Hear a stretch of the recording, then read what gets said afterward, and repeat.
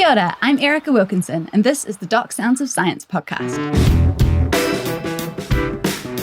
Kia ora, ko Erica Wilkinson tēnei. He konei I purangi tēnei e pā ana ki ngā Sounds of Science. Every episode, we talk about work being done behind the scenes by Doc's technical experts, scientists, rangers, and the experts in between. Today on the Doc Sounds of Science podcast, we have star of the Fiordland Kiwi Diaries and conservation expert, Tim Raemaekers. Tim has a wealth of experience handling rare species, navigating remote Fiordland terrain, and managing endangered species survival. It is not an easy job, and it's not always as fun as it sounds, but Tim's work stories are second to none, and the wins for him and his team will bring a tear to your eye. Kia ora, Tim. Thanks very much for coming on. Kia ora, Erica. Tihei mori ora, no kotarana ho. Ko Pentland Hills taku munga, ko Braidburn taku awa, ko Tim Raemaekers taku ingoa. He kai mahi aho mo te papa te whai ki te ano. He kaitiaki karoro koiora taku mahi. Nō reira, tēnā koutou, tēnā koutou, tēnā koutou katoa. Kia ora. Our last episode was with Chris Dodd. You used to work with him, right?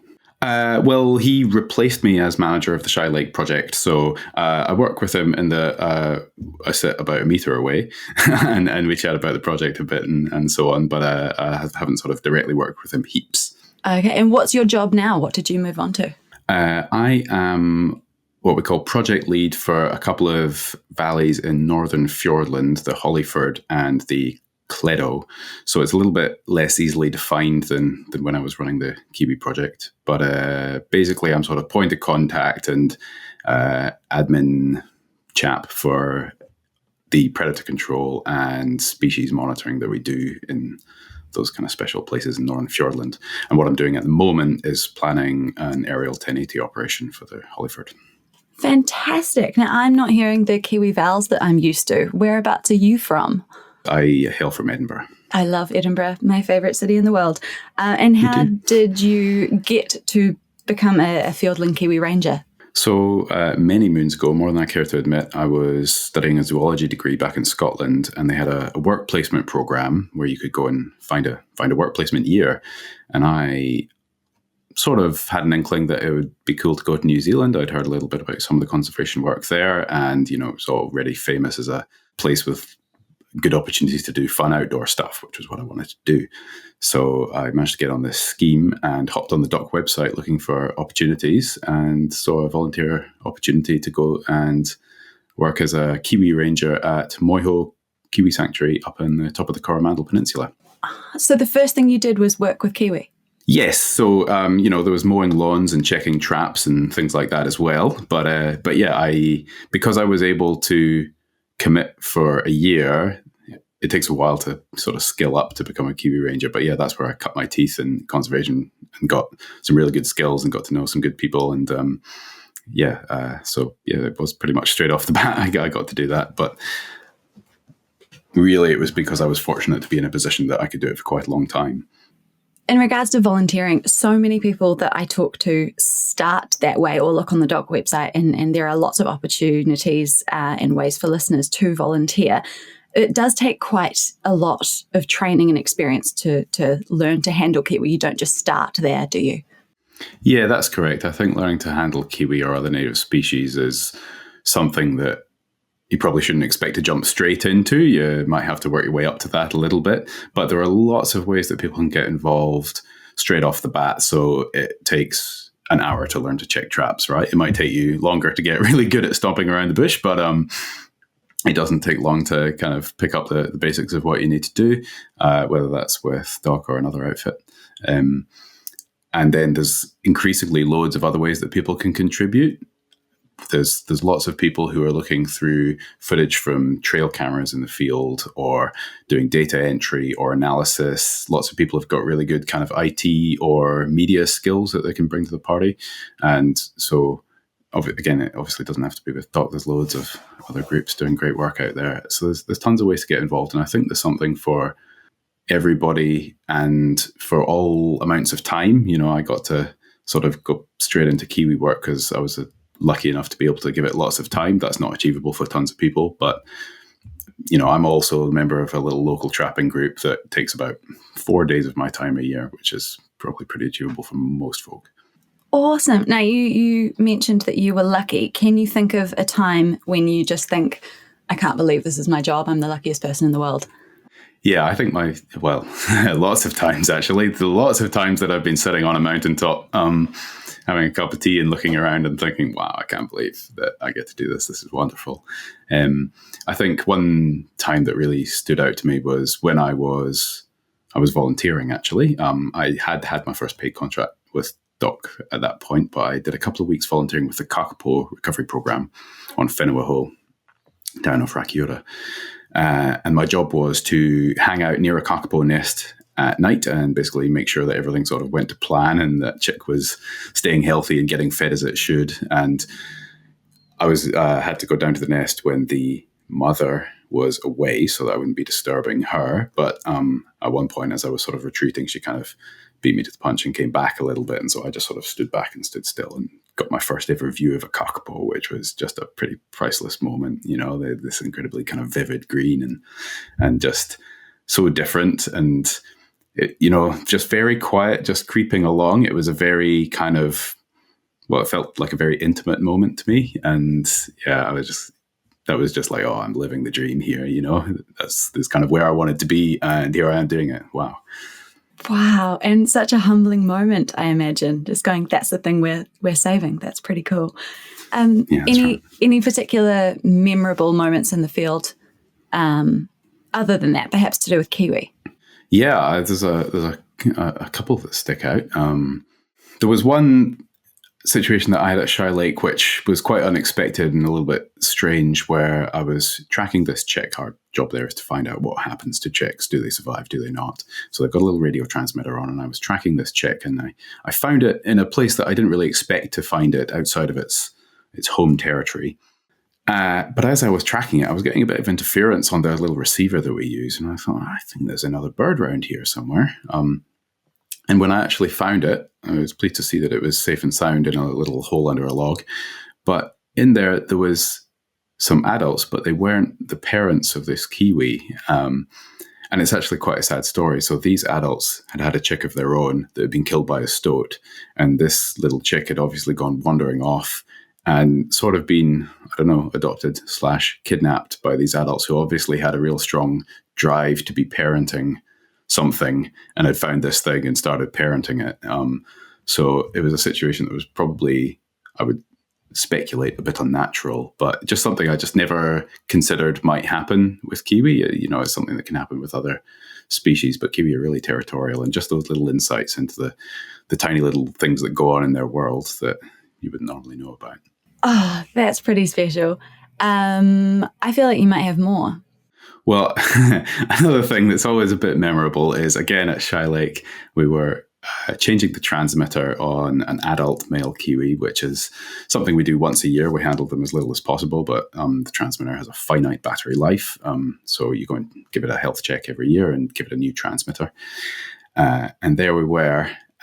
You sort of hold them kind of upside down on their lap, and you've got the legs kind of held up a bit like when you're changing a baby's nappy. And suddenly I saw that the cloaca, or bumhole, was kind of pulsating a little bit. And I thought, oh no, I know what this means. And we tried to sort of get it like away from us without, just slinging it away. And just an absolute fountain of liquid poo came out and just coated both of us and all our gear. We've got all these little intricate pieces of monitoring gear that then just had to be just like completely cleaned up and stuff. I think we just had to sort of call that for the day and go back and get everything under the tap at the hut. But for those who don't know, kiwi poo really stinks. It's sort of earthy, but really sharp and acrid at the same time. And the smell just doesn't really come out. Like my notebook, or that notebook, still smells of it. And that was 3 years ago, I think. But yeah, it was just one of those ones where you just have to stop and you just can't stop laughing, I think. I didn't know which way that story was going to go. And that was brilliant. I feel like parents might find that one really relatable, perhaps. Yeah, that's right.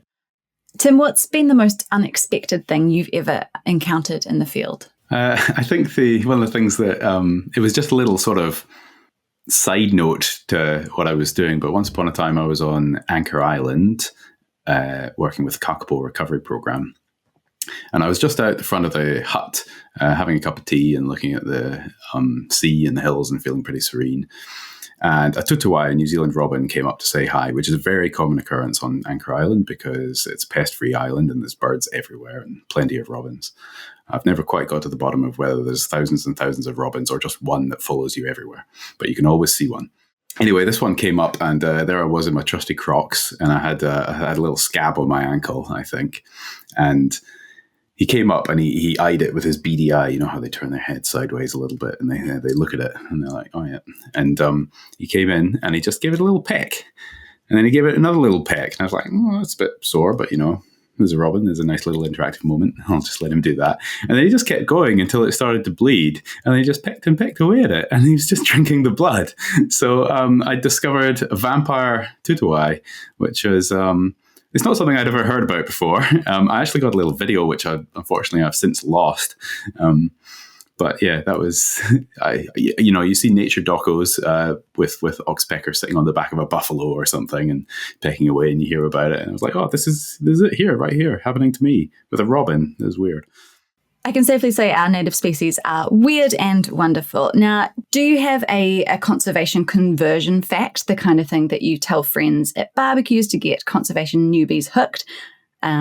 Clinton Duffy, in a recent episode, told us about the epaulette shark, which can walk on land, a shark that can walk on land. Do you have something like that, Tim? Oh man, I need to look that one up. I haven't heard about that. So in terms of the kind of work that I've been involved with, I'm always a little bit blown away by how long some of these native birds live. So kiwi can live for up to 50 years, kākāpō at least 60 years. But my favorite random nature fact, which is nothing to do with anything I've worked on, I think, is if you take a sponge, an underwater sponge, which many people will know, but not everyone realizes are actually animals, not plants or anything, and you force it through a sieve that separates it into all its little individual cells. Those cells will survive and they will kind of aggregate back together and make a new sponge, a new functioning sponge, which I thought was just absolutely nuts. I'm showing my age here, but it always reminded me of, there's a scene in the movie Terminator 2 where there's this bad guy kind of robot thing and he gets frozen and then shattered into a million pieces, and then those pieces melt and they all go back together and he's back. He's the bad guy robot. And as soon as I heard it, I was like, oh, it's just like that, but not evil. Amazing. Yeah, that's the thing that you picture as like a horror movie with the bad guy coming back together. That's pretty cool about the sponge. I hope it doesn't hurt it. I don't know. You'd have to ask the sponge. I'm not sure. I have to ask the sponge. I'll go and do that. I talk to a lot of people who would love to work for DOC as a ranger, and they want to know the main things to focus on upskilling at. We talked about that a bit before. What would you say we should be telling them? Should they be getting good at hills and mountains, or adaptability, or, I don't know, conservation values? What would you say is the most that they could focus on? Well, all of the above, really. A good keen attitude will go a long way. Conservation's a pretty small world. The 2 degrees thing really applies. So, as you mentioned earlier, a lot of people in conservation cut their teeth through volunteering. You get a little bit of skills and you get a little bit known. And just having someone who can say, oh yeah, I worked with them, they were awesome. They just wanted to get stuck in and kind of, make a positive difference, and that'll go a long way, I think. So, yeah, just get out there and get into it, really. Get involved, do a bit of volunteering. I think that's a really great way to get into it. But of course, it depends what you want to do. So if you want to be a field ranger, then getting involved in some trapping programs or something like that is a great way to start. But if your aptitude is a little bit more kind of IT based or something, then there'll be ways to get involved that way. Tim, are there any instances where you had to use your backup plan? So hopefully that doesn't come up too often. We try and prepare well for our work, but something where we had to really come up with a plan on the fly that springs to mind was, this was a few years ago now. I was out on Anchor Island working with the kākāpō recovery program, and we were doing health checks on kākāpō chicks at night. So I was camped out near the nest, which is always a cool experience, listening to the sounds of the night on a pest-free island. And often the sound of the night is a whole bunch of rain falling on the tent. And that's what happened this time. So I'd done a health check on this chick, and there's a little camera in the nest so you can kind of see what's going on. And we had a bit of a weather bomb. It was a very wet season in general, and it just rained and rained and rained, and some of our kākāpō nests started flooding, and that's going to be curtains for the chick if you don't intervene. So we had to barrel down there just in the absolute sluicing rain and do an emergency extraction of this kākāpō chick and take it back to the field base on the island for hand rearing, at least temporarily. And you sort of chuck a wee plastic egg in the nest and hope that the mum will stick around, and so there's somewhere to put that chick back. And quite often that works, actually. They're really forgiving. But yeah, that was one of those things where you're like, right, kind of panic stations, you got to do something right now or it's too late. Speaking of really remote areas, that's where you work. Do you have a hack item or essential thing that you take with you when you're working in such remote places? It's pretty bland and prosaic, but the thing that I always use these days when I go out in the field is a bum bag that I've just got like on the front, sitting on my tummy, and it's just got my notebook and like maybe my head torch if I'm doing kiwi work. You're looking into burrows and things all the time, and some receivers and like a little list of the channels for the kiwi, or my trapping gear if I'm doing that. There's always something. You've always got equipment stuff. And yeah, that's my thing. Since I started using one, I just never leave home without it, really. I don't think you'll get any complaints about bum bag territory. I have one. I can see the digital team all are big fans of this kind of thing. Used to make fun of my mum for it, but now I've got one. So we've seen the light. Sure have. So in the course of your conservation career, there must have been a million different great places that you have worked in. What's the coolest place you've worked in? And can you tell me about why? Yeah, sure. There's a lot of parts of Fiordland which I just absolutely love, and the scenery's incredible, and Shy Lake's probably top of that tree. But for really the coolest place that I feel like I've worked in would be several pest-free islands that I worked on with the kākāpō program, Whenua, Anchor Island, and a couple of visits up to Hoturu in the Hauraki Gulf. And all of those places are just absolutely buzzing with life. They're all long-term pest-free islands, and there's birds everywhere, and there's other life, there's sea life, and they're just so vibrant. And I also, I lived there. We were there for 4 weeks at a time, and then we'd have 2 weeks off, and that was kind of my home for years.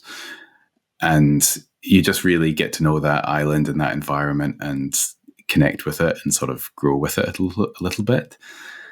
But for me, those pest-free islands, it's something that I wish every New Zealander could experience, because it's a vision of what we're trying to achieve, what we once had everywhere across Aotearoa, and what it could be like again. And yeah, I think it's just, people come to those islands, and I've lost count of the number of people that have been with on those islands who've really considered it a landmark experience in their life to get to go there and experience that. And yeah, that's what we're working towards. It is, and it's such a good point. I feel like if everyone in Aotearoa could go out and stand on Little Barrier Island or stand somewhere and listen to the dawn chorus, it would just, everyone would be on board this predator-free goal. That's right. Since Tim had so many brilliant stories, we decided to split his episode into two. In part two, we delve into the work behind the Fiordland Kiwi Diaries mini-series. Tim tells us all about the tokoeka kiwi monitoring program, the rugged terrain, the gross yet fascinating breeding cycle of stoats, and the emotional rollercoaster that the series captures. You will not want to miss it. In the meantime, you can watch Tim and the Fiordland Kiwi Diaries on our YouTube channel. If you haven't seen it yet, here is a little taster. See you next time. Kiwi can be incredibly sneaky and nimble. They often look like kind of a bumbling animal, but they can live in the harshest, most rugged environments. It's hard not to choose favourites. I really like Filibuster and Fortuna. They're almost always the first to nest for the season. So there's a stoat in the area, and that doesn't bode well for the chick survival. Fiordland is a huge wilderness, but most of it doesn't have any protection or predator control happening in it. It's just a little bit further up. Oh no. There's nothing in the nest. It's empty. When you can't find a chick, it is a concern. Often it's really only ended one way. is an opportunity to ramp up the protection that we're giving to tokoeka and Fiordland. And that's why we're here, and that's what my job's about. So the real acid test will be how many of those chicks survive. Thank you for listening. I'm your host, Erica Wilkinson, and this has been the Doc Sounds of Science podcast. This show is available wherever you get your podcasts, or you can stream it off our website, doc.govt.nz. This show is produced by Jane Ramage with editing by Lucy Hollyoak. If you enjoyed this episode, show us some love with a 5-star rating.